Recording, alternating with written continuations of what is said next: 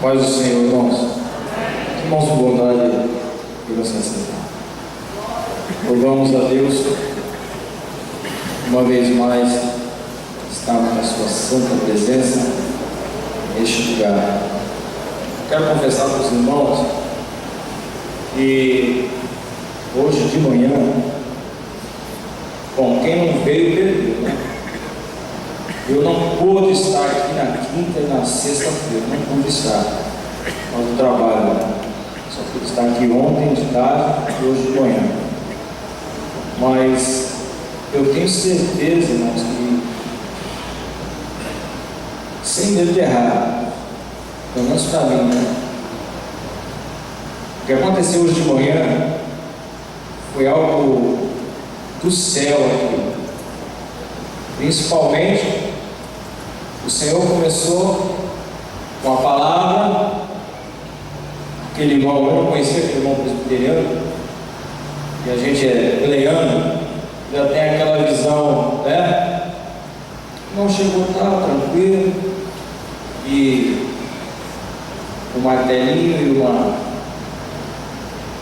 como é que fala? Uma ponteirinha, devagarinho, rodeando.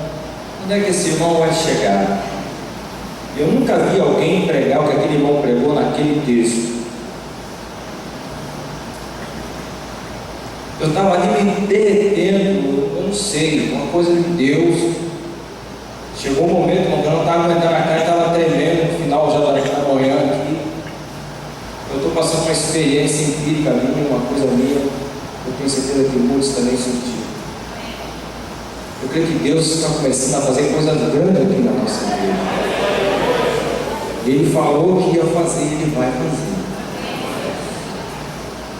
E dando prosseguimento nisso tudo, o Senhor colocou no meu coração uma palavra que se encontra no segundo livro dos Reis, no capítulo 4 e no versículo 2. Eu queria parabenizar o Elias e a equipe, que foi uma bênção, viu, Elias? Que Deus te abençoe e que tudo que vier a sua mão fazer, faça conforme as tuas forças do Senhor contigo.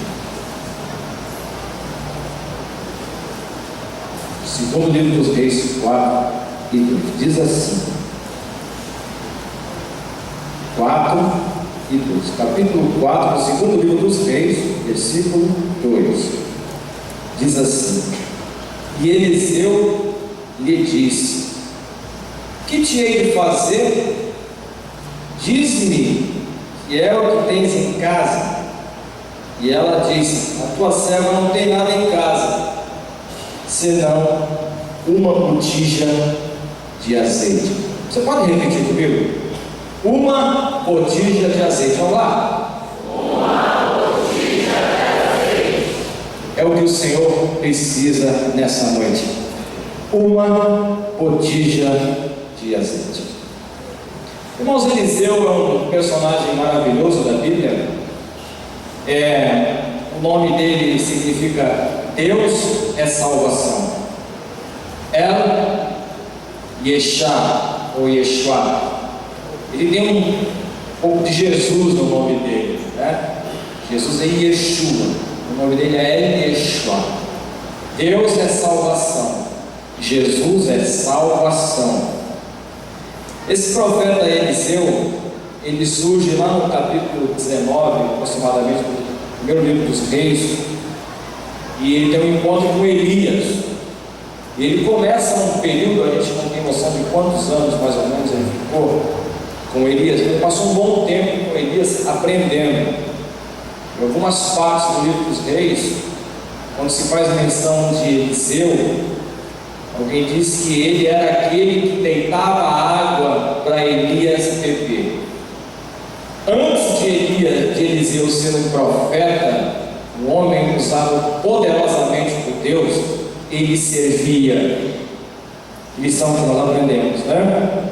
Antes de ele servir, antes de ser um profeta, ele era servo.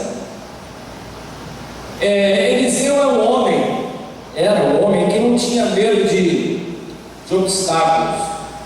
Quando vinha uma adversidade, ele estava pronto para romper essa adversidade. A gente percebe isso logo no princípio, quando se menciona mais o nome de Eliseu, que foi no momento em que Elias estava próximo a ser arrebatado, a ser tomado da companhia de Eliseu. Talvez seja alguém que nos visitando, você que está nos assistindo pela internet. Elias foi um profeta que não morreu, ele foi arrebatado pelo Senhor. E a Bíblia nos diz que chegou um momento em que Elias, juntamente com Eliseu, vieram de Gilgal, um local chamado Gilgal. E não sabemos por qual motivo. Elias disse para Eliseu: olha, você fique aqui, porque Deus me mandou ir para Betel. Era uma outra cidade. Eliseu, mostrando ali a perseverança e a vontade de prosseguir o seu aprendizado, ele responde para Elias: olha aqui, Senhor, vive o Senhor, vive a tua alma, eu não te deixarei, onde você for eu vou. E ele foi para Betel. Depois chega lá em Betel, Elias sente na direção de Deus sair de lá e ir para Jericó. Ele fala: fique aqui, Eliseu, que eu vou para Jericó, tem alguns problemas para resolver lá. Eu não sei se subliminarmente ou nas entrelinhas Elias está dizendo: fique aqui, você ainda é muito moço para entender as coisas que vão acontecer lá. Mais uma vez ele diz: vive o Senhor, vive a tua alma, que aonde você for eu vou. E foi para Jericó. E chegou no terceiro momento, Elias diz: olha, agora tem que ir para o Jordão, fique aqui. Eu, não posso. Vive o Senhor, vive a tua alma, que onde você for eu vou. E foram lá para o Jordão. E chegou um momento que o Jordão era um obstáculo, e Elias, então, com o seu poder, ele pega e fere as águas do Rio Jordão, e o Rio Jordão, as águas se abrem, e os dois passam pelo meio do Rio Jordão aberto, talvez assim como lá na época de Moisés, a pés enxutos, e chega lá do outro lado. E quando chega do outro lado do Jordão, Elias olha bem nos olhos de Eliseu e diz assim: bem, estou vendo que você é um cabra bom mesmo. Todas as dificuldades que eu passei, você quis passar comigo. Agora eu tenho uma coisa para te dizer. Fala, Elias, meu mestre. Peça o que você quiser, e o que você pedir, eu vou te dar. Irmãos, talvez se fosse eu não sei o que eu iria pedir. No momento, dependendo do contexto, não sei o que os irmãos pediriam. Eliseu pensou e respondeu: eu quero uma coisa assim, eu quero a porção dobrada do Espírito Santo de Deus que está sobre a tua vida. Quem olha assim de fora pode até pensar que Eliseu queria montar um ministério paralelo, ou que Eliseu quisesse montar um outro ministério para fazer abrir concorrência com o ministério de Elias. Homens, irmãos, que Deus quer honrar, eles não abrem mão da bênção e de ir onde Deus os mandar ir. Elias olha para ele e diz assim: olha, você pediu uma coisa dura, hein? Bom, a coisa não era dura para Deus, era dura para Eliseu, porque ele tinha que cumprir algumas normas a partir dali. Elias é diferente dos pregadores de hoje. Os pregadores de hoje gostam muito daquele que fala: receba, receba, receba, né? Elias poderia dizer isso: você quer porção dobrada? Receba! Ele recebia a porção dobrada, não sabemos de que maneira. Elias era diferente, irmão, dos pregadores de hoje. Elias disse o seguinte: você quer porção dobrada? Então a partir de agora o negócio vai estreitar para você. Você vai ter que ter foco, porque eu vou ser tirado da sua presença, e você vai ter que assistir o momento que eu vou ser tirado. Eu não sei que momento vai ser, mas se você testemunhar aquilo que você pediu, você vai receber. Mas se você não testemunhar, eu sendo retirado da sua presença, você não vai receber. Em outras palavras,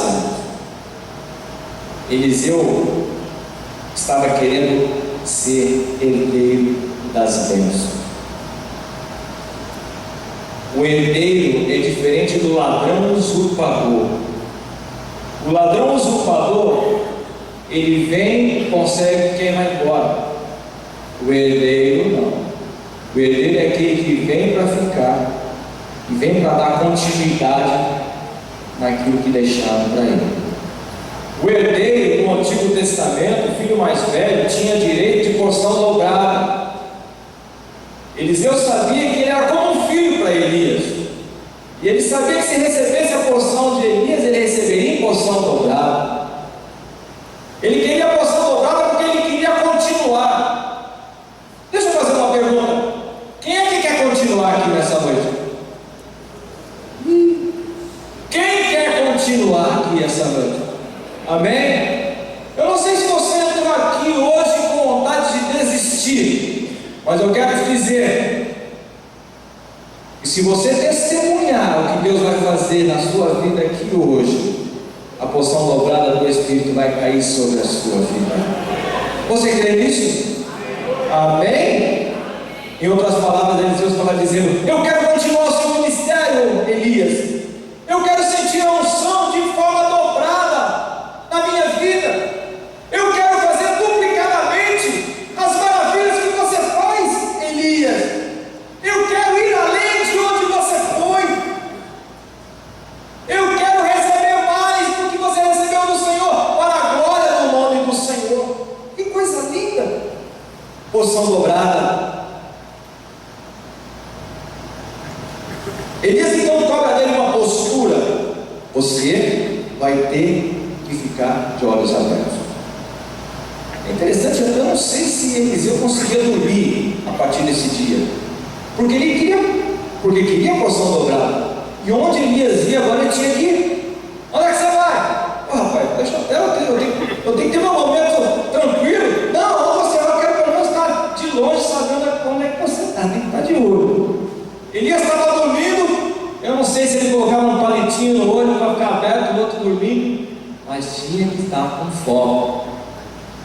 Certo é, irmãos, que chegou o momento, não sabemos que hora do dia. A Bíblia diz que houve um alvoroço no céu, e um redemoinho começou a se formar em cima de Elias. E Eliseu então teve uma visão. Ele viu como se fossem carros de fogo montados por cavaleiros que começaram a rodear em volta de Elias. E ele viu quando Elias foi envolvido por aquele movimento, e Elias foi levado embora. E ele, quando viu aquilo, não sabia o que dizer, disse: carros de fogo e seus cavaleiros. Foi embora. Está para acontecer a qualquer momento a mesma coisa com a igreja, você sabia? A qualquer momento vai acontecer um movimento no céu. É verdade que não vai ter nenhum redemoinho, mas a Bíblia diz que num abrir e fechar de olhos, no tocar da última trombeta, a igreja vai ser arrebatada. E a palavra que é usada lá em Apocalipse é rapto. A igreja vai ser raptada. Rapto significa ser tirado com violência, não é violência para machucar, mas é com rapidez. É no abrir e fechar de olhos. Eliseu então vê aquela cena, e ele faz aquele silêncio, e daqui a pouco ele vê caindo lá de cima. Ele vê alguma coisa caindo, porque ele sabia que a vitória dele, irmãos, viria lá de cima. E feliz é o crente que está com a sua esperança voltada para cima. Ele sabia que qualquer coisa ia acontecer, porque tinha que se cumprir a promessa do que ele viu. Daqui a pouco ele viu um sinalzinho lá em cima, caindo, como se fosse uma folha que vem se aproximando, vem tomando proporção. E ele vê que é a capa do seu mestre, aquela capa vem caindo e cai do seu lado. Ele, sem saber, pega aquela capa, ele não sabe o motivo daquela capa, e ele pega e tem que fazer o seu caminho de volta. Agora ele está diante do Rio Jordão, e foi tirada a sua referência, Elias. Irmãos, chega uma época na nossa vida, porque todos nós temos uma referência espiritual, todos nós, desde o nosso começo de fé, mas vai chegar um momento na nossa vida que a nossa referência, Francisco, vai ser tirada. E aí é o momento da gente atravessar o Jordão sozinho. Não tem mais Elias, agora era só Eliseu e a capa do seu mestre. E quando Jesus foi levado aos céus, ele disse: não fiqueis tristes, eu não vos deixarei só, eu vos mandarei um outro Consolador, para que esteja diante de vós. O Espírito Santo de Deus não é uma capa, mas é o revestimento de Deus sobre a nossa vida, para a gente fazer coisas maravilhosas em nome de Jesus. Agora está lá Eliseu no meio daquela adversidade. Ele tinha que atravessar o Rio Jordão, mas ele não sabia o que fazer, está com a capa na mão. Veja como ele não sabia o que fazer, como ele pega a capa e diz assim: onde está o Deus de Elias? Ele pega a capa e a ideia que ele tem é de ferir a água com aquela capa. E, irmãos, quando ele bate aquela capa na água do Rio Jordão, eu não sei quantos metros aquela abertura do Rio Jordão teve quando Elias passou. Se foram 10 metros de abertura, eu creio que quando Eliseu bateu, irmão, não é a Bíblia que diz isso, sou eu, estou sonhando, estou imaginando, porque ele pediu porção dourada, então deve ter aberto 20 metros, e aquelas águas foram águas para um lado, águas para o outro lado. Quando ele chega lá do outro lado, já tinha 50 jovens lá de Jericó, e disseram: veja, porque o espírito de Elias está sobre Eliseu. Começou então o seu caminho de volta. Eliseu, agora eu queria tratá-lo a partir de agora como o homem que tem um manto. Quem é que tem um manto aqui? Quem tem um manto? Nós temos um manto, irmãos. A igreja está revestida com o manto do Espírito Santo de Deus. E a primeira coisa que acontece com Eliseu, a partir do momento que ele tem um manto, é que ele tem agora a capacidade de abrir portas. Irmãos, aqueles que têm o manto, o crente que possui o manto do revestimento do Espírito Santo, agora ele tem autoridade para abrir portas. Deixa eu te falar uma coisa: você não precisa de quem indica para te colocar naquele trabalho que você tanto sonha, porque você é um homem que tem o manto e você tem o poder de abrir portas. Você não precisa se corromper para fazer se realizar os seus sonhos, porque Deus te deu autoridade para abrir portas. Aqueles que têm o manto podem abrir porta. Você não vai precisar se humilhar para conseguir aquilo que você quer, porque você tem o manto, e quem tem o manto vai abrir portas. Você não precisa forçar a porta para se realizar aquele sonho ministerial e aquela promessa que Deus te fez, porque se você tem o manto, as portas vão se abrir para você e ninguém vai poder impedir. Quem tem o manto abre portas. Você só precisa do manto. Quando a gente fala de abrir Rio Jordão, eu me lembro de Moisés. Moisés não abriu o Rio Jordão. Moisés tinha um ministério maior. Moisés, quando ele pegou o cajado dele, ele estava diante do grande mar vermelho. Mar vermelho. Moisés também ficou como Eliseu. E agora, Senhor? Mar na frente, Faraó atrás, obstáculo na frente, morte atrás. O que é que eu faço? Moisés, a ordem já foi dada lá atrás. Marcha, manda o povo marchar. Ele fere as águas e o grande mar vermelho. Irmãos, que coisa tremenda! O mar vermelho, aquela imensidão de águas. Moisés morre. Agora Josué assume. Josué também agora tem que atravessar. Não é mais o mar vermelho, agora é o Rio Jordão também. Mas era na época das cheias. Aí Josué vai lá e da mesma forma, quando ele toca na porta do Rio Jordão, as águas. Alguém vai dizer: mar vermelho. Josué, Rio Jordão.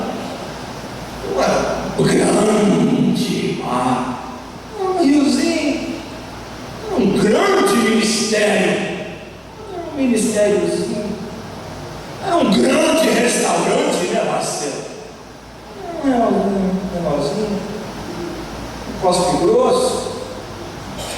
Ah, muito maior, meu irmão. Escuta aqui. Se Deus mandar você abrir, se for um mar vermelho, faça para a glória do Senhor. Se for o Rio Jordão, faça. Não importa o tamanho do teu ministério, meu irmão. O que importa é que o manto de Deus está sobre a sua vida, e o obstáculo que se apresentar, ele vai ter que sair da frente. Não importa o ministério que você tem. Às vezes nós ficamos sonhando com coisas tão grandes, e Deus está falando: abaixa a bola, não é tão grande não. O que eu tenho para você é grande, mas é na minha visão, não é na tua visão. Que seja um mar grande, vermelho, ou seja um Rio Jordão, faça para a glória do Senhor. A segunda coisa, crente que tem um manto não vai mais servir de piada para ninguém. Eu estou falando a sequência histórica da vida de Eliseu. Assim que Eliseu atravessa o Rio Jordão, ele passa por um lugar, e era comum naquela época, quando morria alguém, ou no caso de Elias, que não morreu, ele foi retirado da presença de Eliseu, mas ele estava, de certa forma, enlutado. Ele raspou a cabeça, se vestia com roupa de saco, de cinza. Ele estava com a cabeça raspada, ele foi tosquiado, para demonstrar, para exteriorizar o que ele sentia no seu coração, a tristeza. E a Bíblia diz que ele passava por um lugar, e quando ele passou por um lugar, segundo o livro dos Reis 2:23, 42 adolescentes, jovens para adolescentes, ou adolescentes para jovens, começaram a zombar dele. Sobe também, careca! Vai, careca! Você não vai subir, não? Vai, careca, sobe! Alguém pode dizer: mas que eles estão brincando? Não, havia algo de espiritual nisso aí. Eles estavam dizendo: olha, Elias foi arrebatado. E você que se dizia aprendiz dele, não vai acontecer nada com você não? Cadê o Deus de Elias? Não é o mesmo Deus seu, não? E a Bíblia diz, irmãos, claro que nós não vamos chamar de amaldiçoar ninguém, mas isso é um relato bíblico, eu estou passando para os irmãos. A Bíblia diz que ele amaldiçoou aqueles rapazes, e na mesma hora saíram ursas do meio do mato e devoraram os 42 moleques. Que isso, irmãos? Está na Bíblia? Está na Bíblia. 42 jovens foram mortos por 2 ursas que saíram do meio do mato. Escuta aqui, você que está aqui nessa noite, você que está me ouvindo pela internet. Cuidado, hein? Você pode zombar aí desses crentes meia boca, 1,99, esses fajutos aí que se diz crente, mas não tem testemunho de crente. Até pregam em alguns cultos aí dizendo que são os tais, mas na sua vida real são homens que não dão testemunho e mulheres que não dão testemunho. Vocês podem até zombar desse, mas não zomba de quem tem o manto, não. Não zomba não, porque as ursas podem ser soltas em cima de você. Escuta aqui, irmãos, tem alguém sendo perseguido lá no trabalho, porque só pelo fato de ser evangélico, de ser crente, servir ao Senhor? Não se preocupa não, irmãos. Deus vai mandar umas ursas lá. Não vai ser esse tipo de ursa que matou aquele jovem, não. Vai trazer temor para aqueles que estão te perseguindo. Terceira coisa que eu aprendo é que quem tem manto não come e nem dá comida envenenada para ninguém. A Bíblia diz que havia fome na terra. Segundo o livro dos Reis, capítulo 4. A jornada de Eliseu, ele está com manto, ele está com porção dobrada do Espírito. A Bíblia diz que havia fome na terra e os profetas estavam assentados. Coisa triste é quando tem fome e os profetas estão sentados. Fome, claro que era fome de comida, mas nós estamos vivendo uma época hoje em que há fome e sede de ouvir a palavra de Deus, como diz Amós. Chegaria tempo em que haveria fome e sede, mas não é fome de pão, nem sede de água não, mas era fome e sede de ouvir a palavra de Deus. Infelizmente está tendo uma fome que está assolando a terra e os profetas estão assentados. E a Bíblia diz que alguém ali se comoveu, um dos filhos dos profetas, e saiu para ir buscar comida.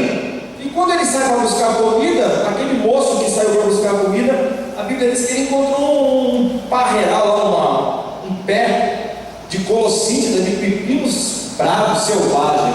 Eram uns pepinos que pareciam esse microfone mais ou menos, só que existe mais de 70 tipos de pepinos selvagens e a maioria deles é envenenado. E a Bíblia diz que, como o moço não conhecia, ele encheu a capa, levou para o acampamento, botou na panela, fez um caldo.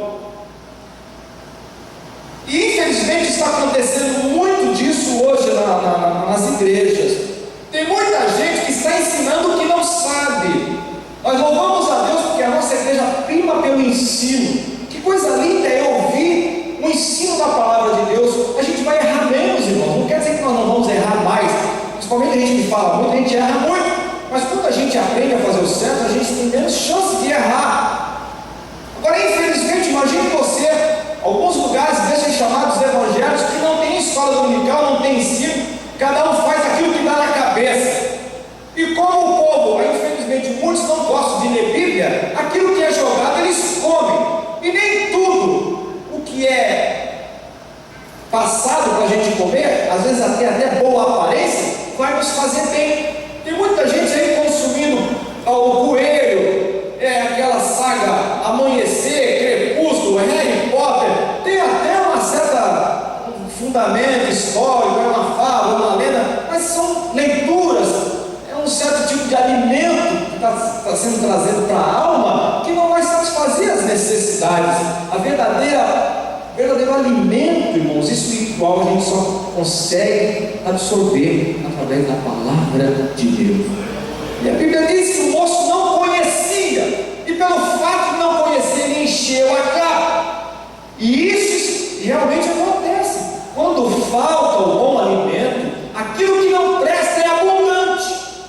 Ele encheu a capa, botou no panelão e está lá fazendo aquele cheiro. Eu não sei, fazendo aquele guisado. Eu não sei se o cheiro era bom, mas havia fome. Todo mundo pegou o pratinho, pegou a cumbuca e começou a encher. Aí alguém experimentou, e quando experimentou, disse assim: eita, homem de Deus, não come mais ninguém, homem de Deus, a morte na panela. O homem de Deus chegou, pá, morte na panela, o que foi? Não sei, tem um gosto ruim, isso não procede. Eliseu experimentou, isso realmente é veneno.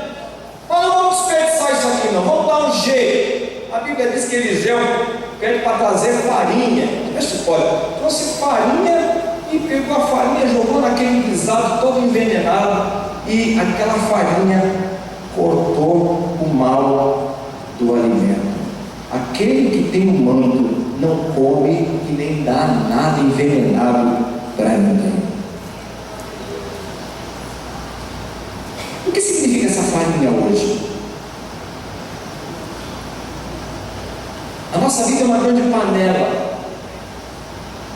Existem muitas coisas na nossa vida que atrapalham a nossa comunhão com Deus. A farinha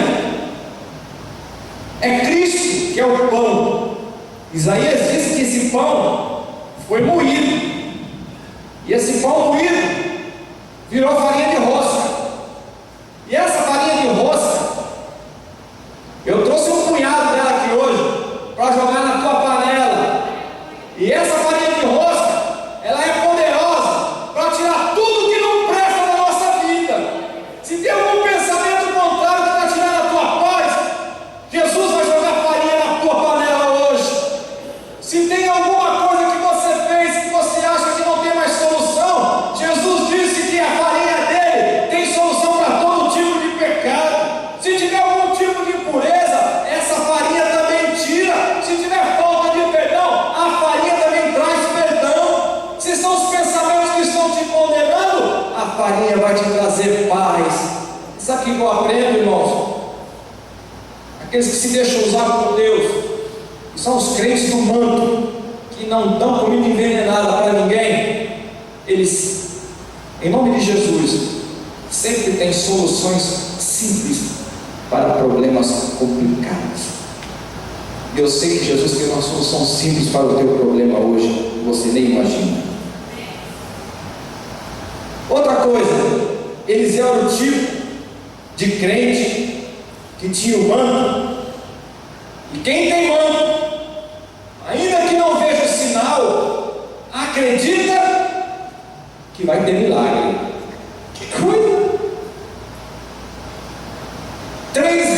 saíram para uma guerra, a Bíblia nos diz, segundo livro dos Reis, capítulo 3, versículo 16. 3 em diante, né? 1 em diante.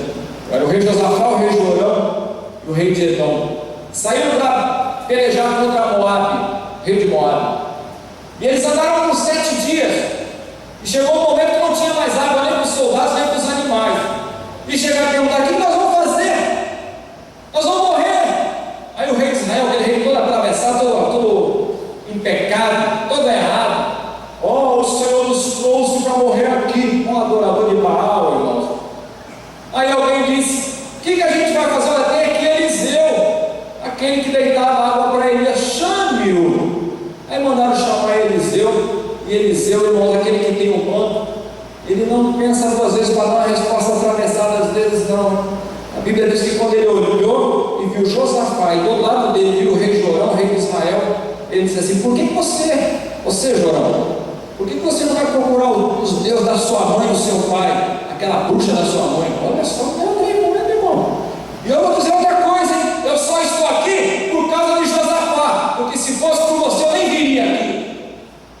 Mas tudo bem, já que eu estou aqui, vai ter milagre. Mas milagre? Olha a seca.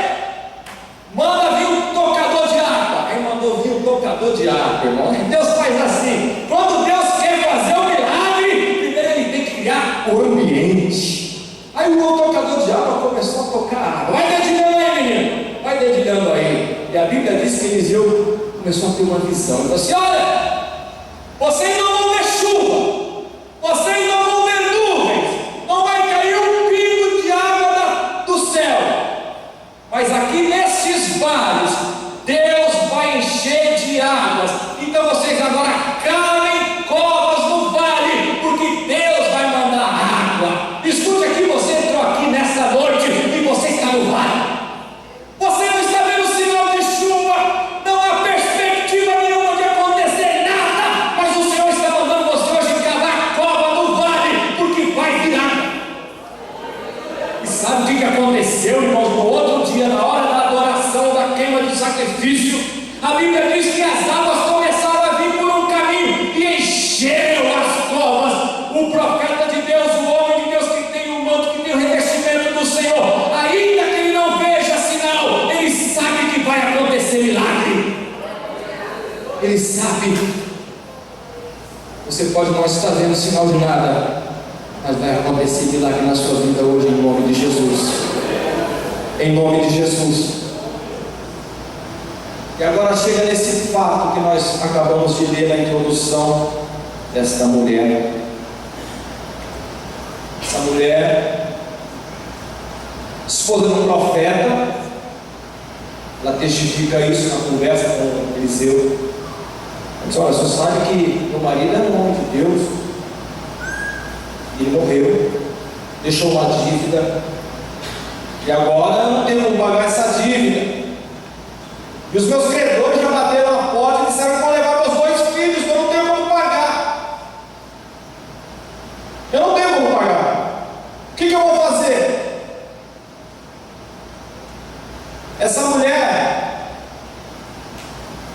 esposa do profeta, não podemos dizer que ela não seja uma pedra, ela era uma mulher de Deus. E ela sabia que naquele homem de Deus haveria de ter uma solução para o problema dela.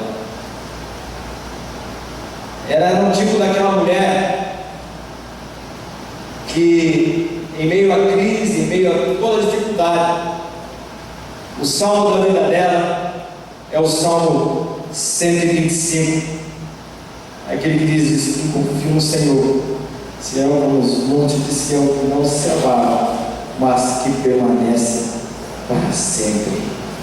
Podia acontecer qualquer coisa, vai levar teu filho. Se confio no Senhor, serão como o monte de Sião, que não se abala, mas permanece para sempre. O marido morreu e deixou a dívida. Agora, quem era esse marido dela? A Bíblia não diz quem era o marido dela. A Bíblia não. Temos alguma dificuldade na Bíblia para saber quem era o marido dela. Mas Flávio José diz quem é. Sabe quem era o marido dela? Não vou falar para você adivinhar quem é, porque nenhum adivinha dará o reino do céu. Mas sabe quem era o marido dela? O profeta Obadias. Sabe quem era Obadias? Obadias era aquele profeta que quando Jezabel, aquela bruxa, esposa de Acabe, rei do reino do norte de Israel, ela tinha mais ou menos 850 profetas de Baal e de Astarote. Ela fez uma perseguição contra os profetas do Senhor. E Obadias era um profeta do Senhor que escondia os profetas do Senhor para não serem mortos por Jezabel.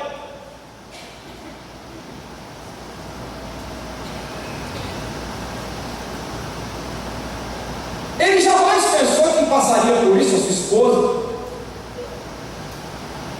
Mas uma coisa ele fez: ele protegeu os profetas do Senhor. A gente pode apagar qualquer coisa, irmãos, mas ninguém pode apagar a história. O homem pode esquecer o que você fez, mas aquilo que você fez para Deus aqui na terra está registrado no memorial eterno na presença do Senhor. Obadias se foi, mas a sua família estava na mira do Senhor. Se você tem trabalhado na obra do Senhor, você vai colher. Pais que me ouvem, se você tem desperdido tempo, tem investido tempo da sua vida para a obra, não se preocupa não, que se um dia nós voltarmos para a nossa família, Deus vai cuidar da nossa família. Se você tem investido na obra do Senhor, de alguma maneira, Deus vai te dar o retorno. A gente não precisa fazer para ter retorno, mas isso é bênção de Deus, é lei da semeadura. E essa mulher estava prestes a receber. Sabe quem era Obadias, irmãos? É aquele profeta que colocou sua cabeça em risco para deixar os profetas de Deus escondidos. Em outras palavras, para que Deus continuasse falando. Obadias era aquele pai de família que tirou da porção da mesa dos seus filhos para não deixar faltar pão para os profetas de Deus. Obadias é aquele que sabia: olha, é pouco, mulher, sabemos que é pouco, mas eu não posso deixar línguas aqueles homens de Deus, porque se aqueles homens de Deus forem mortos, nós não teremos mais como ouvir a palavra, a mensagem de Deus. Então que Deus continue falando, ainda que venhamos a passar fome. Esse era Obadias. Hebreus capítulo 6, versículo 10, há uma promessa para homens como Obadias, porque Deus não é injusto para se esquecer da vossa obra, olha só, e do trabalho de amor que para com o seu nome mostraste, enquanto serviste aos santos e ainda servis. Aquilo que você fez para o Senhor, meu irmão, está registrado nos anais eternos. Se você investiu na obra, você vai colher. Se você investiu a sua vida na obra, você vai colher. Você vai colher, você vai colher, porque esta é a promessa do Senhor.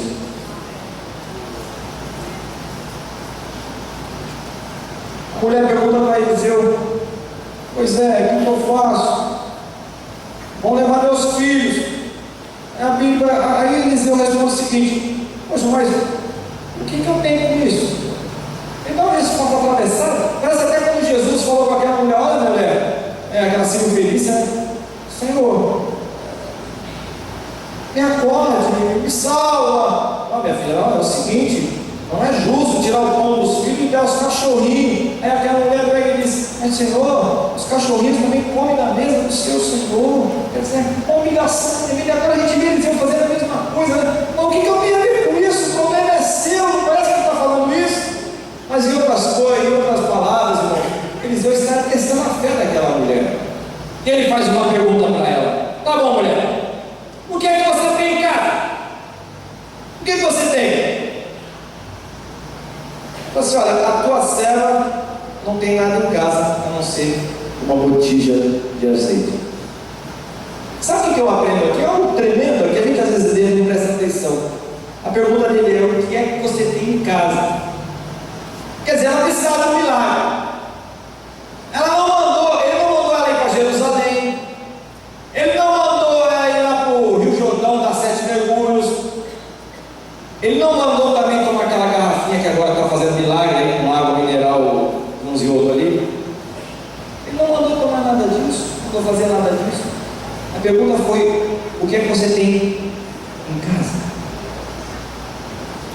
Eu quero passar para você esse pensamento.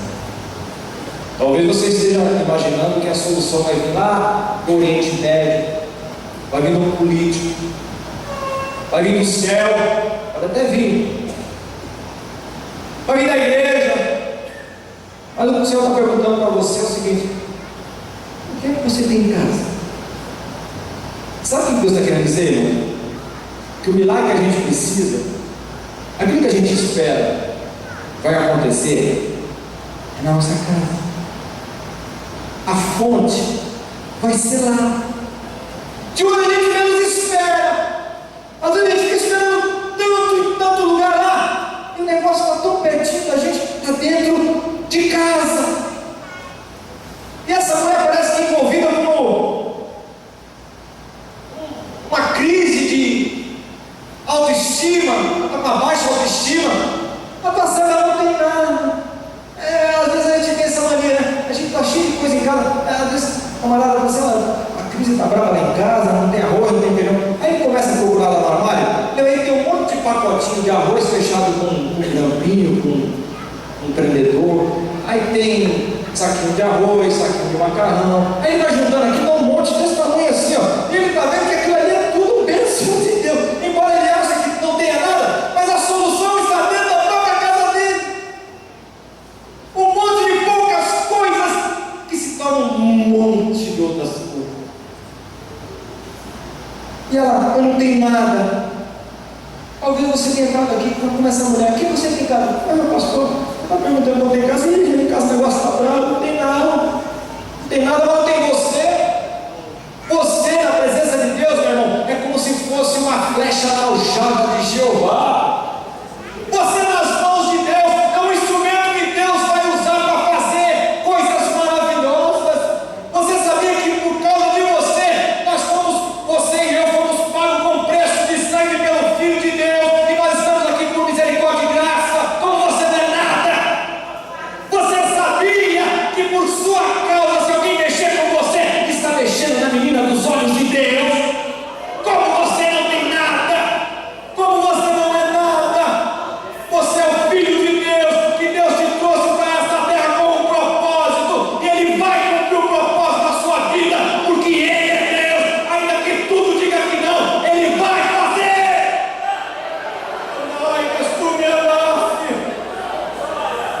Não é porque somos bonzinhos, não, mas é porque Ele é Deus. Aleluia. Você não tem nada. Moisés achava que não tinha nada. Senhor, o que eu vou fazer? Moisés: o que você tem na mão? Mas eu tenho um cajado. É com isso que eu vou abrir o mar. Aí está lá aquele vulco lá em Israel contra Filisteu. Então o herói nacional, um homem de 3 metros de altura, com uma lança de 70 quilos. Quem é que vai me encarar? Quem é o macho aí?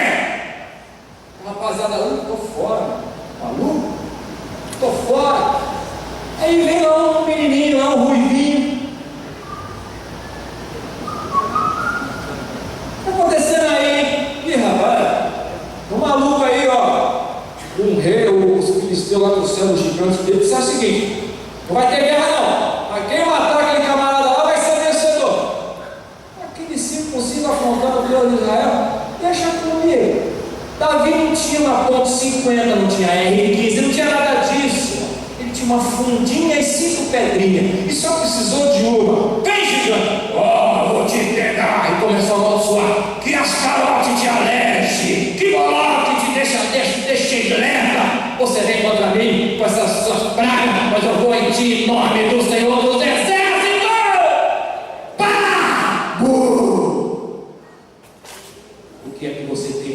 mãos, meu irmão. Só precisa de uma fundinha e uma pedrinha. A direção da pedra é Deus quem dá. Se o gigante está te afrontando, o Senhor vai botar esse gigante por terra hoje, com aquilo que você tem nas suas mãos, com aquilo que você tem na sua casa.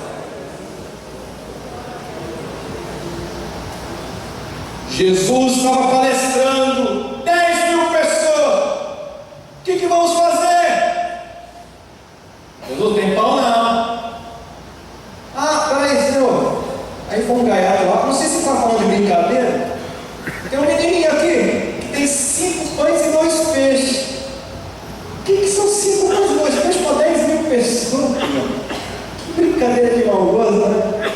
Mas foi com 5 pães e 2 peixes que 10.000 pessoas foram alimentadas. E Jesus ainda mandou recolher 12 cestos cheios. O que é que você tem? É isso que você tem, que Deus vai usar para a glória do seu nome, em nome de Jesus.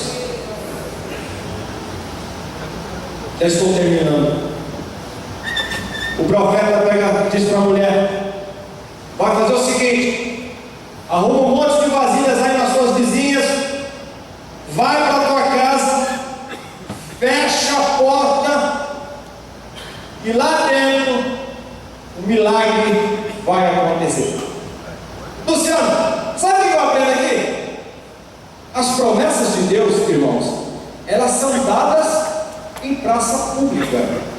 Só que o milagre, irmãos, ele é gerado dentro do quartinho.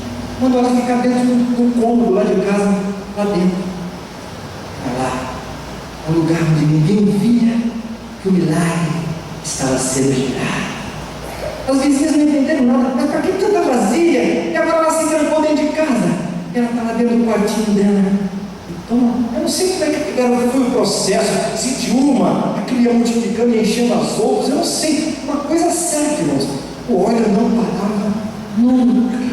Ele não parava. O óleo não acabava. Quanto mais vinha a vaso, mais óleo tinha. Quanto mais cumbuca aparecia, mais tinha. E se viesse cumbuca grandona, tinha uma pequenininha assim. Aquela pequenininha conseguia encher cumbuca grande. Não me pergunte como. Isso é poder de Deus. Isso só acontece com aquele que está cheio do manto de Deus. Escuta, as promessas são dadas em praça pública, mas milagre é gerado dentro de um quartinho. Moisés, você tem um quartinho lá na tua casa que você fala com Deus?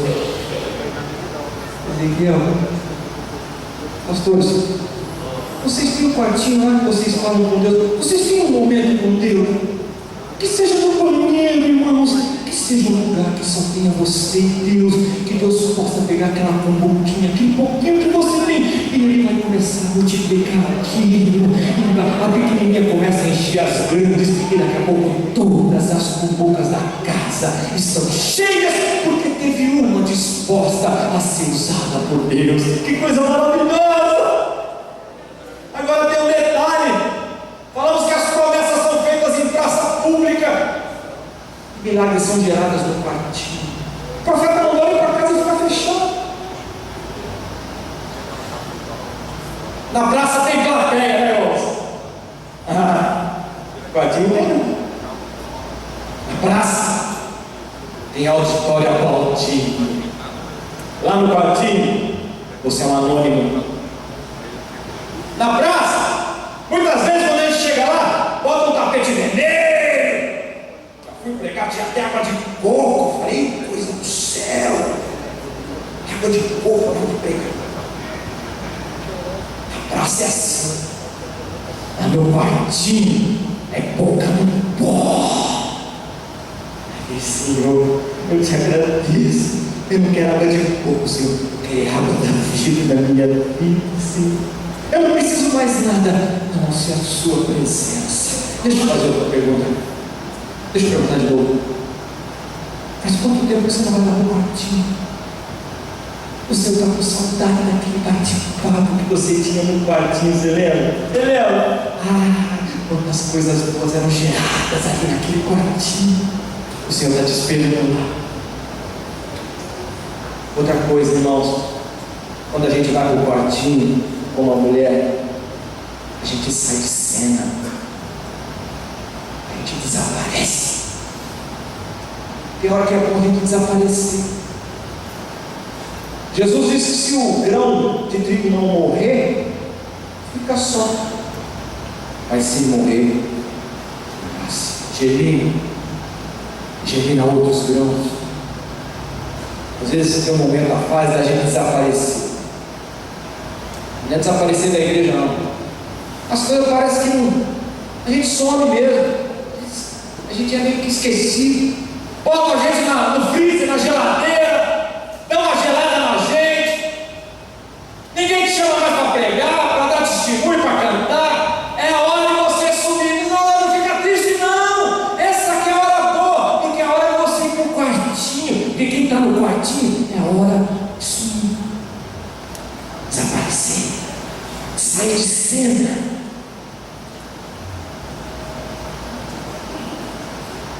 E finalizo dizendo que aqueles que têm um manto, mesmo depois de mortos, geram milagres. Elias fez 6 milagres. Eliseu fez 11 em vida. Aí, ele morreu no capítulo 13, segundo livro dos Reis. Aí enterraram ele lá, Eliseu por 11 milagres. Aí morreu um soldado, pelo que está entendendo, um soldado judeu. Eles foram, um soldado que ia ter morrido na batalha. E quando eles foram sepultar o soldado, viram que os inimigos estavam chegando. Sabe o que fizeram, irmãos? Coisa malvada, que maldade. Embora o rapaz estivesse morto, pegaram o defunto, jogaram dentro da cova de Eliseu e saíram correndo. Só que quando o defunto caiu na cova de Eliseu e tocou na ossada do homem do monte, você não sabe o que aconteceu? O monte, pá! Se fosse evangélico da Assembleia de Deus, terra!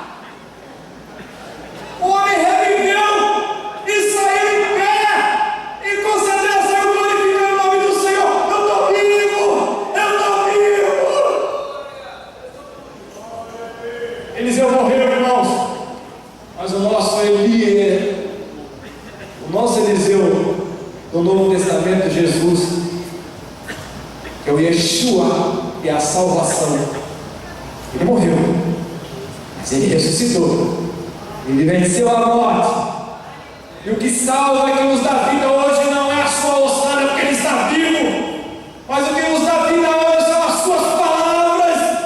E essas suas palavras são essas palavras que eu estou falando para você aqui hoje, que Jesus morreu, venceu a morte, ele ressuscitou, e ele prometeu nos dar vida eterna para aquele que crê neste milagre sobre a sua vida. E se tem alguém que entrou aqui morto hoje, se as lutas, as batalhas desta vida te deixaram morto, te deixou morta, te deixou sem esperança, Ele quer tocar na sua vida hoje, Ele quer te dar vida novamente. Eu queria te convidar para ficar de pé neste momento, em nome de Jesus. Eu quero fazer uma oração por você.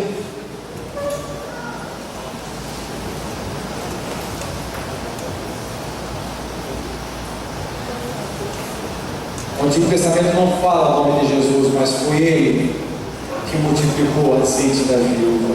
Você sabia? Foi Jesus que mandou água no vale. Você sabia? Foi Jesus, aquela farinha que foi jogada naquela panela para trazer vida onde havia expectativa de morte.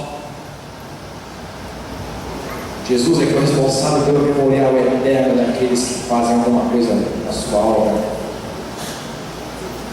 E é Jesus que a gente toma nos braços e diz: olha, eu não desisti de você.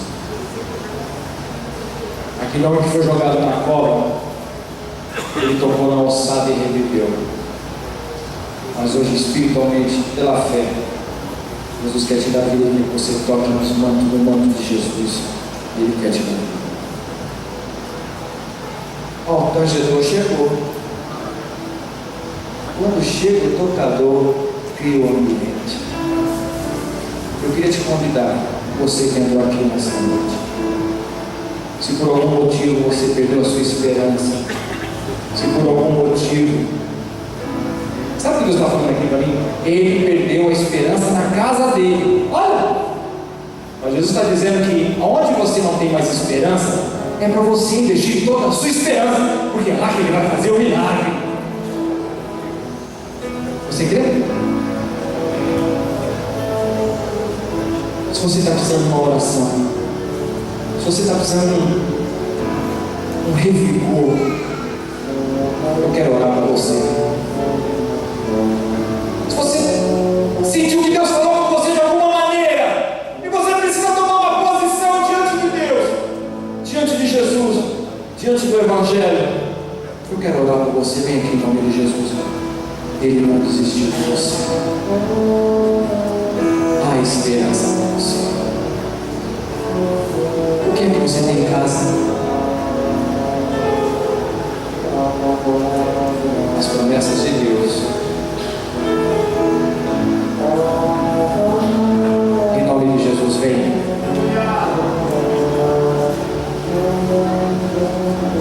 Você não vai ouvir barulho de chuva, nem trovão, mas o teu vale vai se encher de água. Que Deus está dizendo que vai fazer e Ele vai fazer. Você está enfermo aqui nesta noite? Vem aqui em nome de Jesus.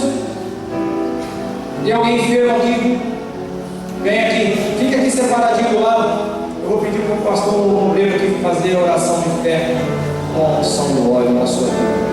O pessoal que está enfermo, fica aqui do meu lado esquerdo em nome de Jesus. Pode vir.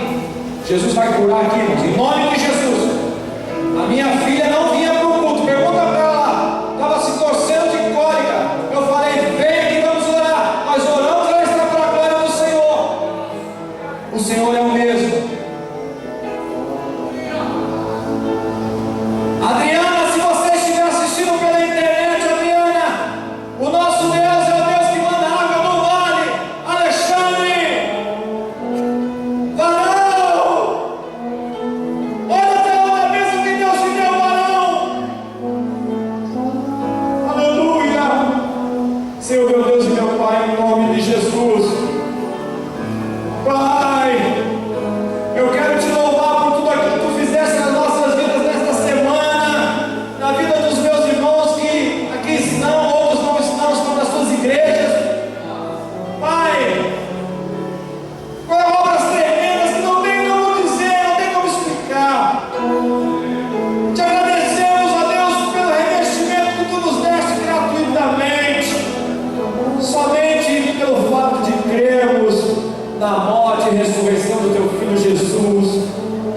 Ó Deus, que morreu por mim na cruz pelos meus pecados, que morreu por esse que está assistindo na internet, que acha que não tem solução para os seus problemas, para os seus vícios, mas há solução para você. Jesus disse que não desistiu de você. Senhor, aqui estão os meus irmãos necessitados, enfermos. Eu te peço, Pai, que em nome de Jesus, uma vez mais, tu auxilie, meu Deus, de cada um de nós e use de misericórdia para curar-nos, para, Deus, restaurar as nossas vidas espirituais. Nós precisamos, ó Deus, deste azeite na nossa vida. Muitas vezes achamos que não temos nada, Senhor, mas o milagre está naquilo que achamos que não é nada. É isso que tu vais multiplicar. Tu queres somente vasos disponíveis para ser enchidos, porque no dia que não tiver mais vasos, o óleo vai parar. Senhor, em nome de Jesus, que jamais venha cessar o azeite, que sejam sempre alvas as nossas vestes e que não falte a unção sobre a nossa cabeça.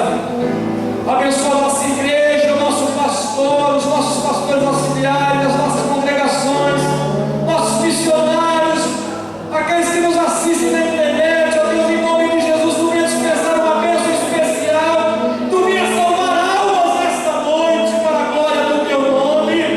Senhor, nós já podemos ouvir o barulho das águas, dos vales, ó Deus, das covas.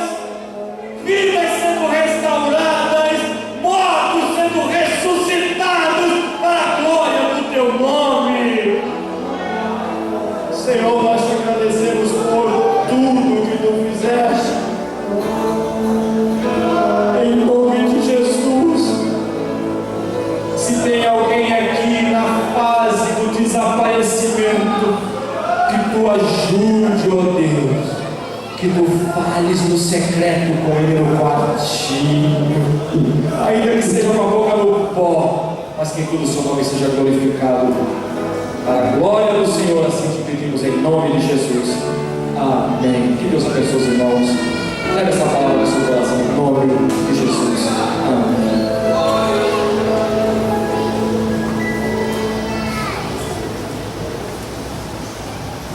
Glória a Deus. Estamos chegando perto do nosso culto e eu quero apresentar aos irmãos os nossos prioritores. Temos aqui poucos livros, reflexões e práticas de educação cristã. Thelma Bueno mencionou ontem à noite aqui na nossa igreja, o EPET. E também o Dr. Ângelo Gagliano de Júnior. Temos aqui um livro a respeito dos dons espirituais. Deus usou poderosamente esse nosso querido irmão na ministração da palavra de Deus. Também nós temos aqui, neste momento, nosso fotógrafo, nosso querido irmão, Domingos Gospel. Vamos receber na saída o jornalzinho desse. No próximo número desse jornal, teremos uma matéria sobre o EPET e aqui da nossa igreja. Quando você leva, você vai conhecendo o que nossos irmãos publicam. É um jornal muito bom, tem tido uma aceitação muito boa. Nosso irmão é o Breno da Casa do Senhor e atendendo a todas as igrejas. Tem sido uma bênção esse jornal. Eu posso recomendar porque conheço e tenho lido, e um material muito bom para todo o povo de Deus. Tá bom? Então leve e que Deus a todos abençoe. Uma vez mais, eu não tenho palavras que possam expressar a minha gratidão a todos os irmãos que cooperaram no EPET. Foi um contingente grande, não é? Muitos irmãos aqui cooperaram. Eu só posso dizer, Senhor, recompensa-os com as tuas bênçãos. Ele tem recompensado e vai continuar recompensando a cada um. Quero apenas destacar o nosso querido irmão Marcelo, que não é querer desfazer dele nada, mas quando eu vi a multidão aqui, mais de 400 pessoas, e para almoçar, e falei, Jesus, do que vai ser? Do que vai ser? Mas Deus abençoou, todos saíram muito satisfeitos. Marcelo com uma equipe muito maravilhosa, e que Deus abençoe o irmão Marcelo, dê saúde, sua esposa, filhos, em nome de Jesus. Se há alguém aqui entre nós que ainda não recebeu o seu certificado, nossas irmãs estão ali. Receba, leva o seu certificado, guarda, uma lembrança dos 4 dias, quinta a domingo, pela manhã, não é perto. Foram lições, eu sei que o tempo não vai apagar o que o Senhor falou aqui para cada um de nós durante esses dias. Amém? Peço que olhem por mim, olhando quantos necessitam das orações. Sim, chegou o pensamento. Fala. Meus irmãos, chegou o nosso conhecimento, faz parte da família da Priscila, o nome de Luciene, essa jovem senhora da Enem, e há uns 2 ou 3 meses, 7 meses, e muitas dores, foi descoberto que no procedimento cirúrgico ficou material dentro da médica. E ela hoje está passando por uma cirurgia delicada, em pé, com a clínica apreensiva e pede a oração da igreja.